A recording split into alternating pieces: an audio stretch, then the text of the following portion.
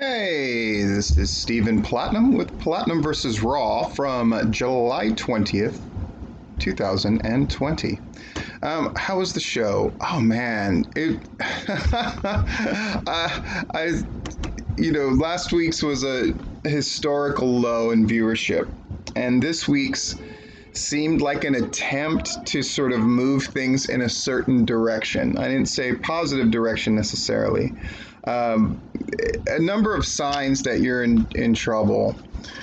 When a Stephanie McMahon appearance is sort of greeted by the wrestling public as large as a good thing, you're in trouble. And the reason they're happy about it is because the situation they've done with the women's title. Again, the women are the most interesting part of this show, and they're finding a way to mess that up as well. Now, some would think that it's overexposure. I heard Disco and Conan talking about that. The women are overexposed. I just disagree. They're not overexposed. They're badly booked at this point, and even the individually great performances, and we had individual great performances, can still be blunted and derailed by booking and choices that are kind of foisted upon them that they then have to put over. But let's get to it.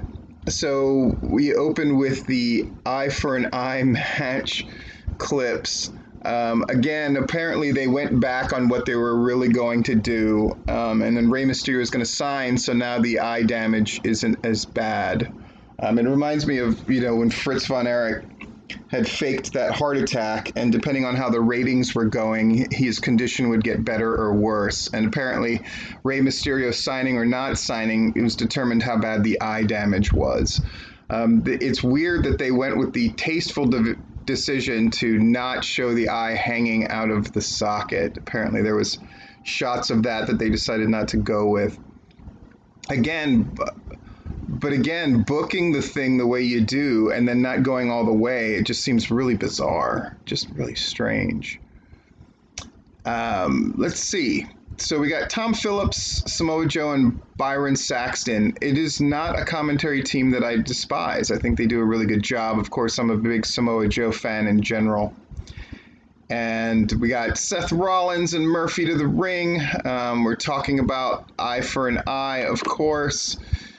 The crowd chants shame as directed, and Rollins' response is to basically go how tough it was on him and how the crowd has made him into the person that he is, on and on and on. Again, an opening for Raw where there's tons of talking about a pay-per-view that was not very well regarded. It all just feels like they're going through the motions. Doesn't set up for great stuff. Aleister Black is furious. Not other people who should be furious, like the people who loved Rey Mysterio, like Dominic or Humberto, but Aleister Black. And so he brawls with Murphy, gets the best of Murphy, and we go to commercial. I'm guessing we're going to come back with the Seth Rollins Aleister Black match, and sure enough, here we go. So match happens. I wrote here, obviously Rollins is going to win this thing, right? Question mark. And he does, sure enough. And then Black joins him, and the both of them beat him up, and then they really go to injure his arm. Black screams out in pain, and that's that. So now we've got our new feud, I suppose, because now they've busted up his arm. Okay. MVP last night declared himself the new United States champion by forfeit because Cruz was unable to compete. We have some nonsense with Shelton Benjamin, MVP, and Lashley as they're oh my God, what are they? The Hurt Business? Wow. Welcome to the new worst name in wrestling. Really bad. MVP's decent on the mic here, of course, as he always is. And Cedric and Ricochet, they have a bit of blase blah. Again, think about this. I mean, we're in the first hour, and we've had two incredibly long talking segments that segued into other talking segments. Boy. We're going to go to commercial. I suspect when we come back, we're going to have a six-man because Mustafa Ali is back and he's going to be in the side of Cedric Alexander and Ricochet. So I got MVP, Bobby Lashley, and Sheldon Benjamin. Now, good booking would indicate you would actually have the heels go over here. So I suspect that they'll have the baby faces go over to sort of blunt the momentum of the heels, such as it is. And I would suspect, because of how they're doing things, that it's Mustafa Ali that's going to get the pin, or at least do the lion's share of the work leading to the pin.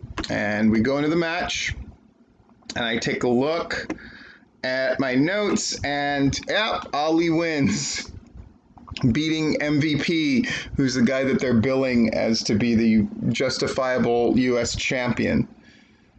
So I guess now, does that put Mustafa Ali as the number one contender on the U.S. title that MVP doesn't really hold? Boy, it's really ugly, sloppy writing, where nobody's really put over and nobody's really elevated, which is kind of the same thing, granted. We're gonna hyping the unsanctioned match. Boy, they're loving this unsanctioned thing, aren't they? Randy Orton, he's gonna take out Show. I write in my notes, yeah, comma, he probably will. Why wouldn't he? Question mark. Randy Orton against Drew McIntyre seems to be the only thing they can logically do at this point. Yeah. So, back from a break again, another commercial. Man, we're almost an hour and a half in, and not a lot has happened. It's not hard to see why the ratings are how they are. I can see them sort of forming things to advance, so that's hopeful, I suppose. But man, it just feels like a pageant of non-entities. Even Randy Orton. We got Ron Simmons. Woo! Yeah, he's a Tampa guy, right? So he can be there. He's talking to the Viking Raiders, who have been wrecked. I mean, just wrecked. Tom introduces this thing about the Big Show's career. It's kind of like a reality show, a reality competition show, like any of them, Project Runway, any of the cooking shows. When they sort of highlight somebody, or Ink Master, when they go into somebody's story, there's a good bet that they're getting kicked off the show. So look for Big Show to lose, and lose big, against Randy Orton. So Christian, he's very, very somber, and they're asking how he's done since his unsanctioned match with Randy Orton. All this seems to be leading to, I wonder if they're going to do something, since they've been just booking asinine shit lately, just the worst shit. I wonder if they're going to have an unsanctioned match between Randy Orton and Drew McIntyre for the title. I wonder if they're going to find a way to just do that thing that shouldn't make any sense at all, but then they're just going to do it, because that's what they're doing lately. It's just a bunch of bullshit. Mark my words, I'm sure I'm the first one to say it, an unsanctioned match between Randy Orton and Drew McIntyre for the title. Sorry if I come across as really sarcastic in this thing, but I am marking the time of these Raws, and they're really shockingly bad. They're really bad. And the ratings can be attached to this somewhat. But again, wrestling fans are usually in a bit of a lag, and Raw has not been good in a very long time. And now I think they're really paying the price for that. Oh, man.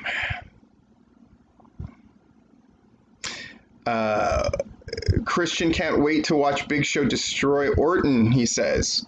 Another sure indication that Orton's going to demolish him. And again, if I can see these things, wrestling fans can see them too. Come on now. We got Bianca Belair, who's a nice breath of fresh air, and someone who feels like she could be a star soon. Royce comes out. A bunch of nonsense happens. She calls Belair the dumbest. Oh, okay, so we're going to get Bianca Belair again. No, we're going to get Ruby Riott. What? Okay. Weird. So Peyton Royce against Ruby Riott, I write down here. Well, here they'll probably feel safe enough to give Ruby Riott a win since Peyton Royce is by herself. And sure enough, that's what's happened. So it all feels, the Iconics feel like they were in the mix of the main event for the women, and now they've been definitely pulled down. They're sort of like what the Sheldon Benjamin level is for the men. That's where Ruby Riott and now the Iconics are for the women. That's not a good thing. It's not a good thing, trust. Boy, we got all the recent Gaga with Andrade and Angel Garza. Are they going to split up? Are they not? No, it seems like they're okay. Vega checks on them. They're going to have a match with the Raw Tag Team Champions, but it's not going to be for the titles, I guess. And I write down here, so it would make sense for Garza and Andrade to win, which means they will not. They will lose the non-title match against the Street Profits, even though they've earned a title match by any reasonable standard of modern wrestling, right? They beat the Viking Raiders, who were in a feud with the Street Profits. They've done everything that they've been asked, and they've won a ton of matches lately. And frankly, if not them, who does deserve a shot at the Raw Tag Team Champions? They've won their feud with the Viking Raiders. There are no other tag teams worth of shit. So they're not going to get a tag team title shot. And I wrote down here, like I said, they're probably going to lose. Let's take a look. They have a match. They managed to keep it together. It's actually a pretty decent match. But again, it feels very non-consequential. And the fact that they keep dancing around whether this is for the titles or not, they barely mention that they're the tag champs. It's just awful. Like, the presentation is awful, but the match is pretty good. Until the Street Profits win. What the fuck's the point? Why not just make it for the title? Weird. So they're going to the announce table, the champs are, and Vega, Andrade, and Garza leave losers. Wow. So we got a video package of the highlights in the women's tag team the tag team championship match from the Hara show. I'm sorry, the match between Banks and Asuka. I thought it was a fantastic match. That finish was really, really wonky. Again, it just, all this overbooked nonsense. It just reeks of Bruce Pritchard. It's just unnecessary overbooking of stuff. Then we go back from commercial, and we're in the last hour. Pretty close to it anyway. We got Garza and Andrade talking, and Vega yells at them. They blew it. Great. But the boys are on the same page, and Vega says, "Prove it." What? Okay. So Sasha Banks and Bayley come down. Banks has physical possession of the Raw Women's title, and the person refers to her as a champion, and then is corrected, and it's like, no, Asuka's still the champion. This is so shitty. It's so bad. It's taking these great performers. It's just so painful. It's painful. All right. Everybody's bragging. Banks calling herself Two Belts Banks. And then the Kabuki Warriors come out. Dun, dun, dun. Asuka yells in Japanese from the stage. Banks tells her to come and get it. They come to the ring. Everybody's about ready to fight. Ooh, that sounds interesting. So we have to stop that, of course. Oh, my God. Stephanie McMahon interrupts on the big screen. Stephanie congratulates everyone. Oh, God. The promo just sucks. It's a Stephanie McMahon promo. So the long and short of it is next week, because we can't do it this week, why wouldn't we just take care of this situation as fast as possible? Weird. So Banks and Asuka next week, you can lose. However you lose, you lose the match. So DQ, count out, whatever. The other person gets the title. But shouldn't Asuka be the champion? I don't. Fuck, whatever. Again, they're not following the physics and the physical laws that they're setting up in their own thing, and it just feels very disjointed. It feels very WCW near the end, where stuff just gets said and things get done, and things are of very little consequence. Now we got Bailey versus Kari Sane, but Sane. Everybody calls her Sane because we can't pronounce Japanese words correctly. Great. Back from break. Again, oh, shit, man. So bad. And I mean, we're in what, match 4 or 5 only this deep into the show. It's really something. They have a good match. I mean, they can both work. And Kairi Sane has been doing some of the best stuff spot-wise. I write at the top, I guess Sane wins this because the way that they're booking everything is kind of topsy-turvy. And yeah, Kairi Sane wins, and wins in this sort of ineffectual way as possible. Bailey goes for her finisher, but she stops it, and then she rolls her up. Fucking roll up. There we go. So now we're talking to Drew McIntyre. He puts over the fact that Dolph Ziggler gave him a good match, and it was a good match. It was a good match. Now he's going to go to the ring to discuss his future. We go back to the ring, and normally I tell you what commercials are happening to promote which show, but they're kind of going on this pattern where NXT isn't really promoted until the end of the first hour, and they stick with that tonight, so I'm not going to go over all of that stuff. Man, this is a tough show, guys. It's tough. And wow. So Drew basically, after saying that what a tough match Ziggler gave him, just says, oh, his career's over. And then he's moving on. And SummerSlam, he wants a big time opponent. Drew says there's no way it's going to be Ziggler, right? Ziggler tries to enter the ring. Drew stops him. And then Drew ends up dropping Ziggler with the headbutts.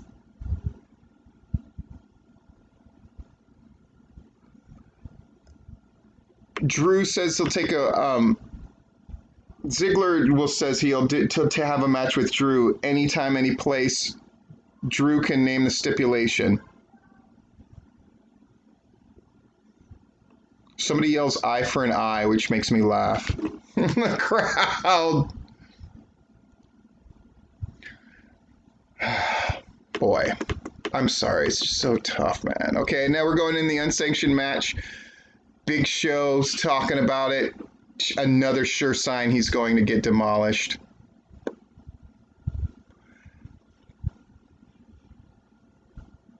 Show says,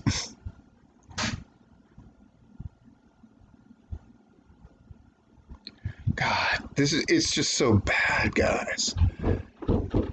So, back from the break, and the announcers make it clear it's going to be Banks and Asuka for the Raw Women's title next week. Winner wins. Okay. Now we have Big Show against Randy Orton. Andrade and Garza sort of interfere to help Orton out. Viking Raiders come down to make the save. Yeah, because, I mean, Andrade and Garza have already been shown up by Street Profits, so they ain't shit, right? So the Viking Raiders get to come down and have a nice mid-card feud with them. Show starts to make the comeback, but Orton beats the shit out of him and hits him with RKOs and hits him with another one, beats him. Not one of these finishes that Show was going to try to put on were believable as they were going to happen. Randy Orton wins and then kicks him in the head. It's fucking awful. What a fucking terrible show. Terrible, terrible show. And people are often critique when they write me and they're like, well, I mean, it doesn't help if Raw goes off the air. It doesn't help when the WWE's not doing well. It's like, yeah, I'm not the one not making them do well. I'm just pointing it out. I often say that AEW needs an adult in the room. So does the WWE. They have a worse problem than AEW. AEW's, it's like little stuff to fix and clean up, and they can get great returns out of that. For Raw, they need a complete change in vision and direction. Completely. And anybody who wants to dispute that, I don't know what to tell you, except the proof is in the ratings. The proof is in the malaise about the show. The proof is the things that even people who are trying to be positive about WWE, it all sounds like excuse making, because that's exactly what it is. This is a bad time, and this Raw was a reflection of most of the things going wrong right now. This has been Stephen Platinum, your friend in wrestling, with Platinum versus Raw.